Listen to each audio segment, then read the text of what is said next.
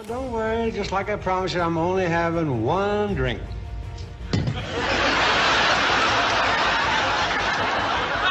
Everyone thought they knew Dean Martin's drunk act, but one TV appearance proved it wasn't always an act. "How'd all these people get in your room?" he joked, slurring slightly. But behind the laughter was a man unraveling. After losing his son in a plane crash, Dean started drinking heavily. "All seriousness, I feel sorry for you people that don't drink.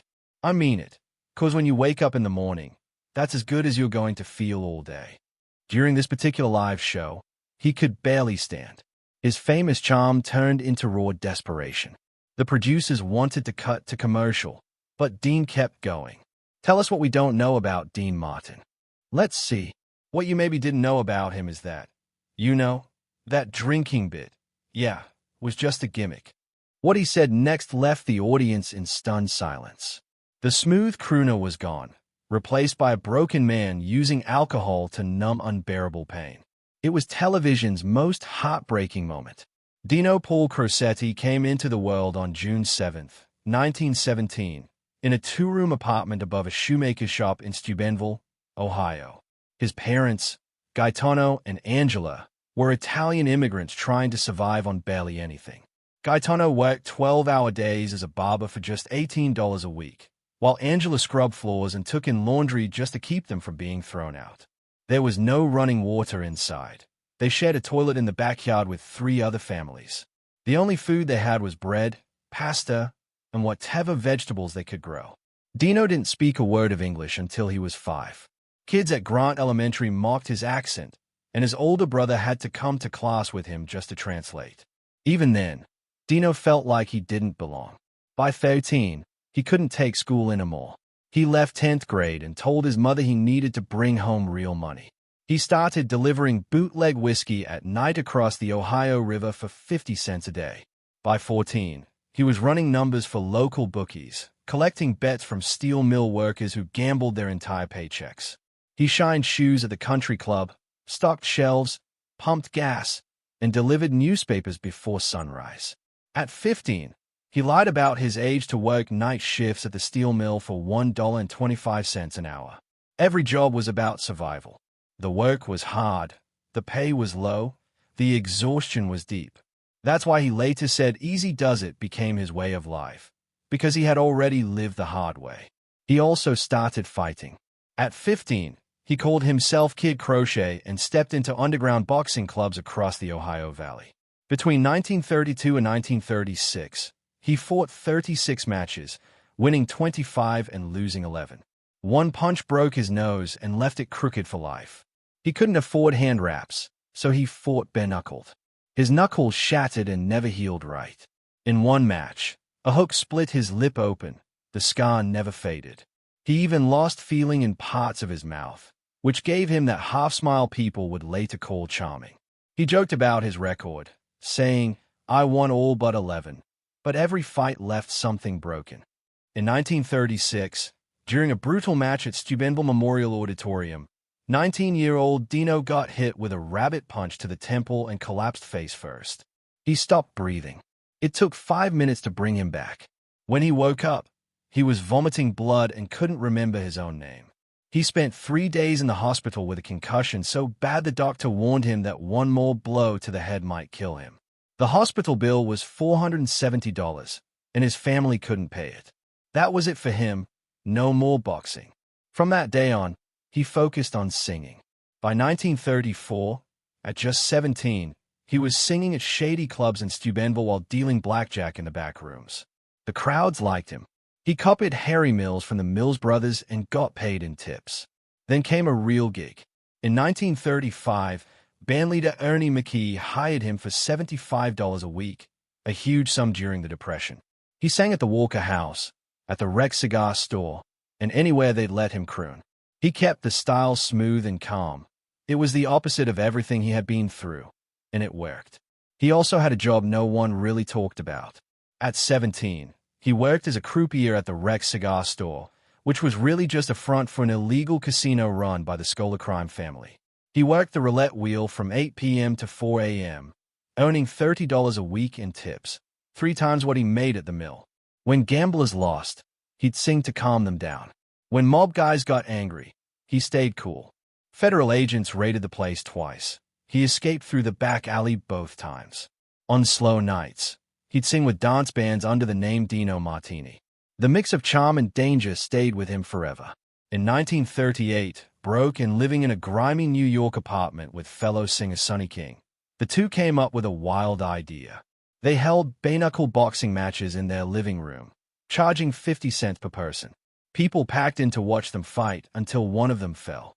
The first time, Dino knocked Sonny out cold, and they made $12. They kept it going 3 to 4 times a week until the walls were stained with blood and the landlord kicked them out. They were hungry. They were desperate. They were surviving any way they could.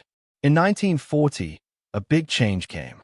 Cleveland bandleader Sammy Watkins offered him $200 a week to tour. But there was a catch. Watkins said the name Dino Crocetti was too ethnic, so they changed it. From that day on, he was Dean Martin. The name was American. It opened doors. From 1940 to 1943, Dean toured ballrooms across the Midwest. His voice was smooth, his style effortless, and people remembered the name. In 1941, he married Betty McDonald in Cleveland. They had 4 children, Craig in 1942, Claudia in 1944, Gail in 1945, and Deanna in 1948. But while Betty stayed home, Dean toured non-stop. He missed birthdays, first steps, and holidays. The marriage couldn't survive the distance.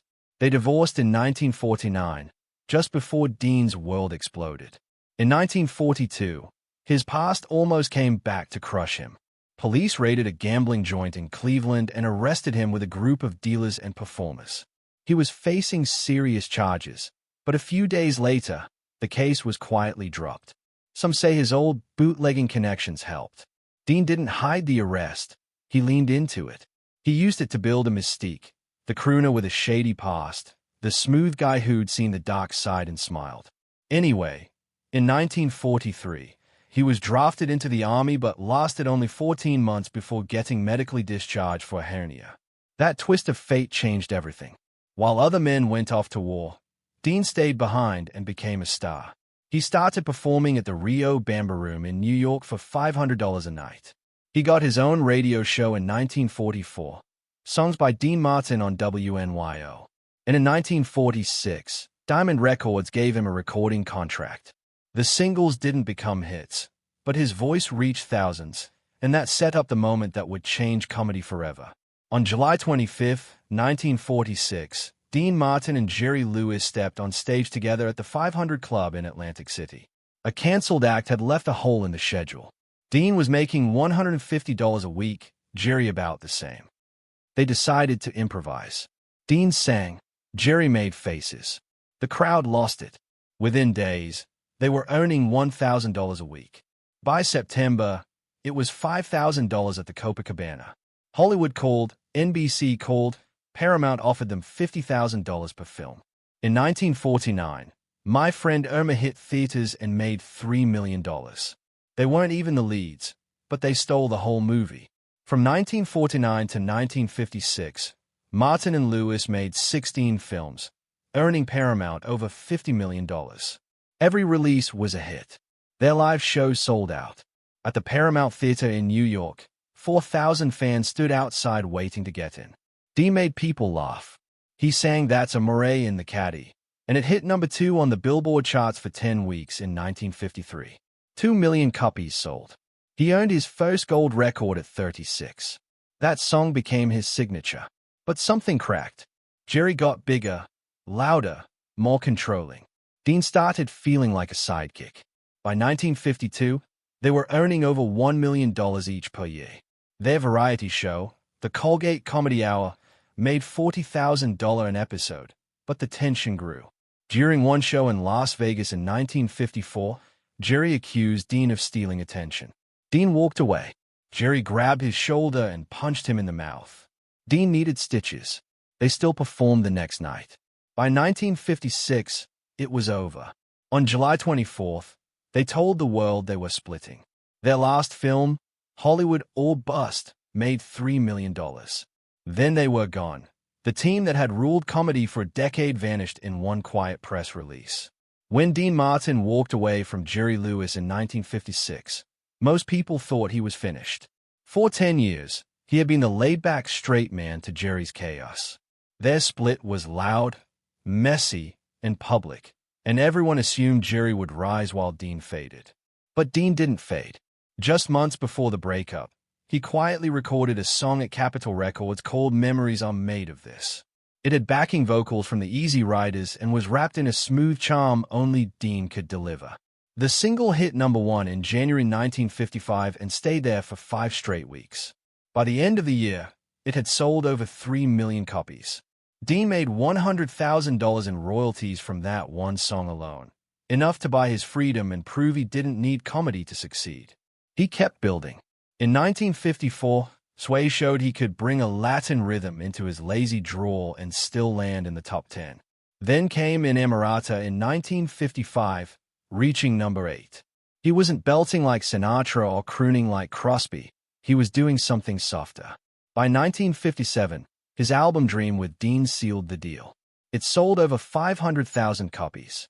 The arrangements were soft, the pacing slow, the delivery effortless. He wasn't just singing songs, he was sipping them. That relaxed sound became his brand. He wasn't fighting for notes, he was making it look easy. And in lounges, in Vegas, in supper clubs from New York to Chicago, people leaned in to hear every word. Then in 1962, Frank Sinatra offered him something bigger, his own seat at the table. Sinatra had just started Reprise Records and invited Dean to join. Dean's first album, that was French style, filled with playful covers of songs like Say Saigon. Reprise gave Dean full control over what he recorded, how it sounded, and who arranged it.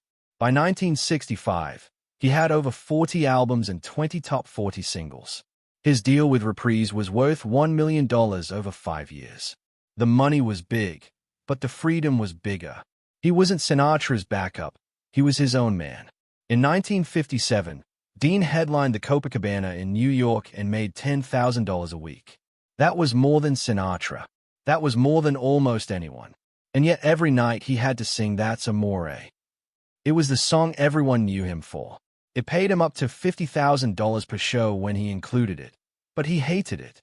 He hated the fake Italian lyrics. He hated the cartoon image it gave him. He called it a joke.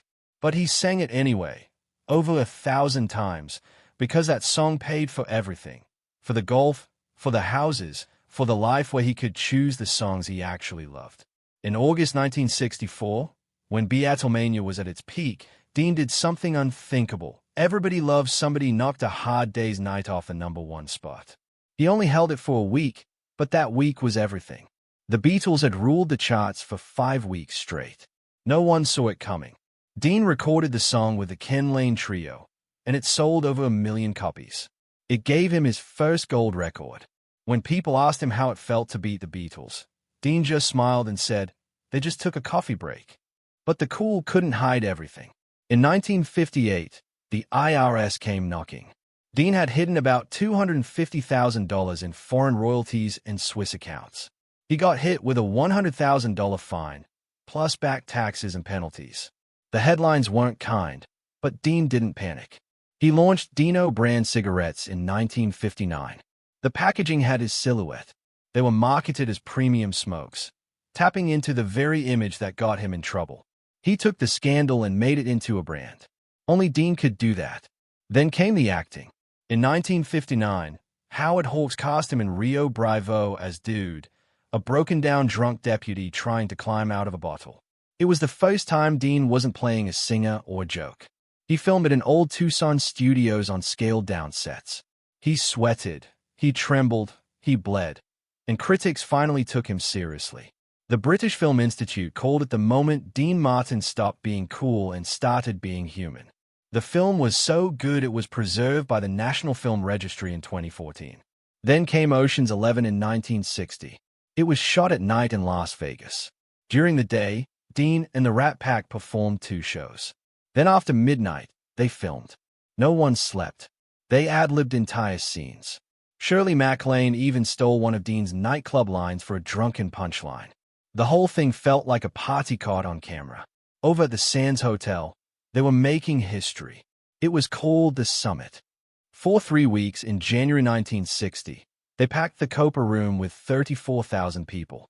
Dean made it all look easy, but Joey Bishop knew the truth. Dean went home early while the others drank. He wanted to wake up for golf, not parties. He kept the act going, and who was that lady? He played a TV writer in a CIA mix-up comedy. The film, with Toni Curtis and Janet Leigh, earned Dean a Golden Globe nomination. In Kiss Me, Stupid, he played a lounge singer named Dino trying to bet a housewife. The Catholic Legion of Decency condemned the film outright. United Artists released it through a side label just to avoid the backlash. But Dean didn't care. He never apologized. He just kept working. In Marriage on the Rocks in 1965, he played Sinatra's best friend in a messy marriage plot. It was their last film together for 20 years. Around that time, Dean's personal life was shifting too. His first marriage to Betty McDonald had ended in 1949 after 9 years and 4 kids. He married Jean Beager that same year, just weeks after the divorce was final. They had 3 more children, Dean Paul Jr., Ricky, and Gina. The marriage lasted 24 years, but not without cracks. Jean stayed faithful even after Dean's public affairs. When they divorced in 1973, she never remarried. By the mid-60s, Dean was one of the richest entertainers alive. Back in 1951, with Jerry Lewis, they were already earning $1 million a year, more than $12 million today. But Dean wanted more than money. He wanted control. In 1965, he launched The Dean Martin Show on NBC. It ran for 9 seasons. By 1967, it was one of the top 10 shows on TV. NBC paid him $34 million for a 3-year renewal. His contract let him skip rehearsals. He just showed up, smiled, and made it work. Apple juice stood in for whiskey. His slurred words became part of the charm. People believed he was always drunk, but he wasn't. He was acting. Ricky Martin later said he used alcohol as a prop. In 1973, Dean retooled the show into the Dean Martin Comedy Hour and launched the Celebrity Roasts. The first one was Bob Hope. Then came Sinatra, Jimmy Stewart, and dozens more. They taped at the MGM Grand in Las Vegas. But on November 21, 1980, a fire tore through the hotel and killed 85 people. Production stopped for years. Dean came back to finish his contract, but the spark was gone. That same decade, Dean finally reunited with Jerry Lewis. It was Labor Day 1976, during the Muscular Dystrophy Telethon. Frank Sinatra made it happen. Over 85 million people watched. It had been 20 years since they last spoke.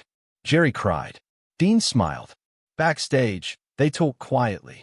Jerry apologized. Dean forgave him. Some say they spoke daily after that. Others say they didn't. No one knows for sure. But for one night, they were a team again. In February 1966, Dean Martin walked into the spotlight as a retired spy named Matt Helm. And just like that, the world forgot he'd ever been part of a comedy duo. The Silencers wasn't supposed to be this big. It was meant to be a fun little spoof to ride the coattails of James Bond. But when it hit theaters, it pulled in $16.3 million and made Dean the star of his own spy franchise. People love how relaxed he was, surrounded by women like Stella Stevens and CYD Charisse, cracking jokes while saving the world. It was all so smooth that Columbia Pictures didn't wait. They launched the sequel just 10 months later. Murderers Row came out in December 1966 and landed as the 11th highest-grossing film of the year. Dean kept going. The Ambushers followed in 1967, and The Wrecking Crew in 1968, with Sharon Tate lighting up the screen in what many said was the best performance of her life. Bruce Lee trained her personally, the moves, the timing, the strength. He taught her everything. But 6 months after the film hit theaters, on August 9, 1969, Sharon was murdered in her home by the Manson family. Dean was shattered. He didn't just lose a co-star. He lost someone he had laughed with, rehearsed with, someone whose life had just begun. He refused to shoot the 5th Matt Helm movie. The Ravagers was already announced, already in the works. Dean walked away. Columbia Pictures punished him by freezing his profit share from Murderers Row. but he didn't budge. That was the end of Matt Helm. 2 years later, he stepped back into something bigger. Airport came out in 1970 and became a global sensation. Made on a $10 million budget, it earned $128 million and overtook Spartacus as Universal's biggest hit. Helen Hayes won an Oscar, and the film got 9 nominations, including Best Picture. Dean wasn't done yet.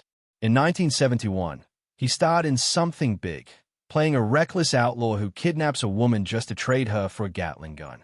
It was wild and loud and filmed down in Durango, Mexico. It was also the last time Dean would take the lead in a major movie. He was done chasing headlines, the pressure, the hours, the grind. He traded it all for television specials and fast, easy cameos that paid well and didn't ask much. Throughout the 1970s, Dean found new life on TV. The Dean Martin Show shifted in 1973 into something looser, something funnier, a weekly roast. It started with Bob Hope and didn't stop for a decade. 54 celebrities got roasted week after week, mostly from the MGM Grand Hotel in Las Vegas. It was easy. It was light. It was Dean's pace. In the middle of this second wave of fame, something unexpected happened.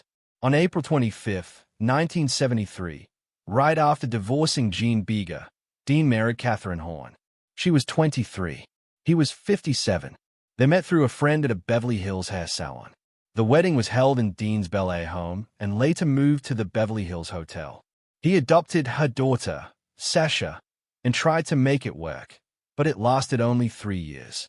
On November 10, 1976, they quietly divorced. His personal life was never simple. He had 8 children from 3 marriages, and his bond with his son Dean Paul Martin ran deep. Dino Jr., as the world called him, was born on November 17, 1951. And in 1979, he made headlines by starring in the movie Players with Ali MacGraw. He even got nominated for a Golden Globe. But acting wasn't his only passion. On November 5, 1980, he joined the Air Force. He trained as a fighter pilot and earned his way into the California Air National Guard. People who flew with him said he was one of the best, calm, sharp, in control. Dean was proud, not because his son was famous, but because he was decent, honest, good. But on March 21, 1987, everything collapsed. Dino took off from March Air Force Base in an F-4C Phantom jet for a routine flight. A snowstorm came in fast. Visibility vanished. Radar showed the plane at 19,300 feet. Seconds later, it dropped 4,000 feet and slammed into Mount San Gorgonio at 400 miles per hour. Dino and his weapons officer, Ramon Ortiz, died on impact. It took 6 days to find the wreckage. Dean never recovered. His show persona, that boozy swagger, had always been just apple juice in a glass. But after Dino's death, it wasn't an act anymore. He started drinking for real. He canceled shows. He disappeared. His heart broke and never healed. A year later, in March 1988, Frank Sinatra and Sammy Davis Jr. invited Dean to join them on tour. They called it Together Again. It kicked off in Oakland to 5,500 fans, but Dean only lasted a week. He couldn't do it. The crowds, the travel, the laughter, it felt hollow. He left the tour. Publicly, they said he was sick. Privately, it was grief. His replacement, Lisa Minnelli, stepped in, and the show was renamed The Ultimate Event. But Dean was gone. The drinking got worse. His health crumbled. He had emphysema from 6 decades of smoking. By the early 1990s, he barely left the house. In 1993, doctors told him he had lung cancer. The tumors were spreading. They urged him to get surgery on his kidneys and liver. It could buy him time, maybe even years. But Dean refused. He didn't want surgery. He didn't want chemo. He had already made peace with death. Friends begged. Sinatra begged. But Dean just kept saying the same thing. I'm just waiting to die. He quit smoking that year, but it was too late. His body had already given up. He stayed home, stayed quiet. When people visited, he smiled politely, but he didn't fight. On December 25, 1995, at 3:30 in the morning, Dean Martin died in his Beverly Hills home from acute respiratory failure. He was 78 years old. The Las Vegas Strip dimmed its lights in his honor. Sinatra called him a brother. Jerry Lewis, who had once been closer to Dean than anyone in the world, was on tour when he got the news and broke down crying. Dean's funeral was held privately at Good Shepherd Catholic Church. Around 200 people came. After Dean died, Jerry spoke at his funeral and said, "I lost my partner and best friend, the man who made me the man I am today." Gregory Peck, Toni Bennett, and Jerry Lewis stood up and told the world what the press had never said right, that Dean was more than cool. He was kind, he was strong, and he never needed to prove it. After his death, stories surfaced about how smart he really was. Everyone had thought Dean Martin just drifted through life, drink in hand, jokes on cue. But then they found out about the Las Vegas real estate empire. Land he bought for $150,000 in the 1960s sold for over $12 million in the 1990s. His estate was valued at $30 million. His Beverly Hills mansion, bought for $120,000, was later worth nearly $28 million. His daughter Deanna cried when she realized how carefully he had built it all. Dean had played the long game quietly, without fanfare. And that apple juice thing? It was true. Jerry Lewis finally confirmed it. All those years on TV, people thought he was sloshed. But most nights, it was just juice. He pretended to be drunk to get a laugh, to let others loosen up. But the real Dean was always a few steps ahead.